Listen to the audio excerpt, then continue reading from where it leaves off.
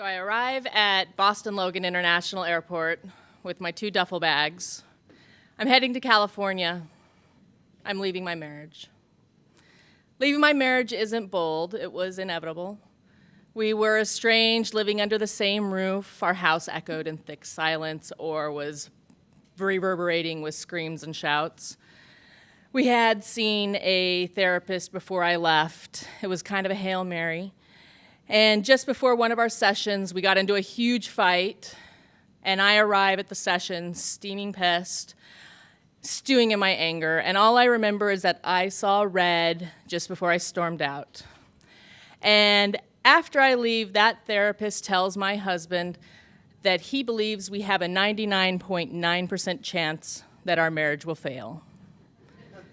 So with that, I take up a friend's offer to live in their mother-in-law apartment for a little bit, and I buy a one-way ticket to California.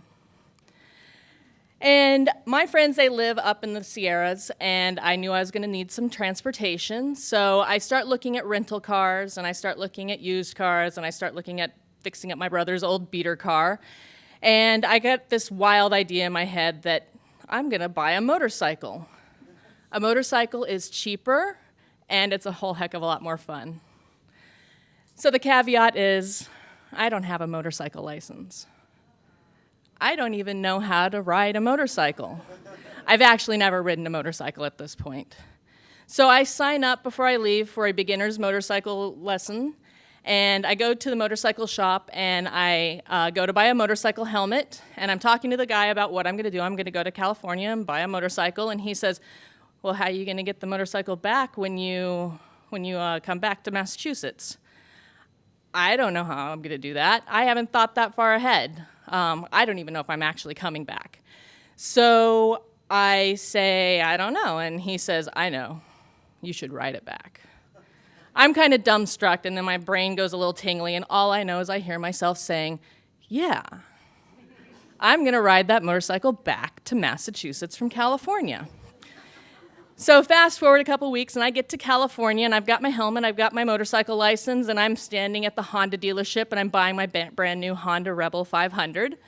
And I roll off the lot, and I get very pensively into traffic. I almost dump it a couple times.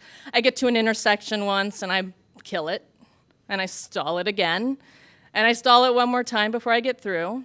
And then to get to my friend's house, there's this crazy mountain road to get to their place that most motorcyclists would just tear up, and I kind of crawl over it.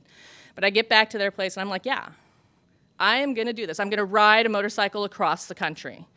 So for the next 6 weeks, I ride all over the Sierras. I start taking that motorcycle road faster and faster each time, and I start buying gear. Oh, so much gear.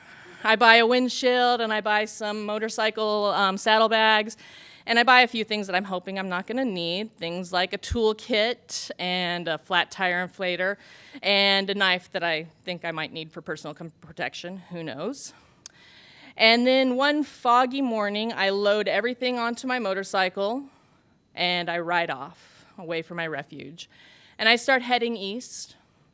I head over the Sierras into Nevada, and I ride across the desert and over the Rocky Mountains and across the Continental Divide. I go across the Midwest, and I arrive on the East Coast at the Mid-Atlantic. Along the way, I had visited my mother's grave in Kansas. I had drank bourbon and ate barbecue in Kentucky. I visited Asheville, Nashville, and Louisville. I rode over the Blue Ridge Parkway, the Churrahola Skyway, and I rode up the Dragon, which is this amazing motorcycle road in Tennessee that has 110 turns over 11 miles. And then I get to the coast on the North Carolina coast on a rainy day, downpour, and it's the day that my nephew is born. Then I work my way up the coast back to Massachusetts.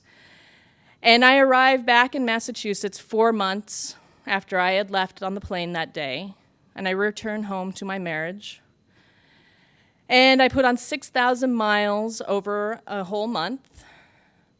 And probably the boldest thing that I did the entire time was not leaving my marriage, not riding a motorcycle across the country, but deciding to go home and make it work.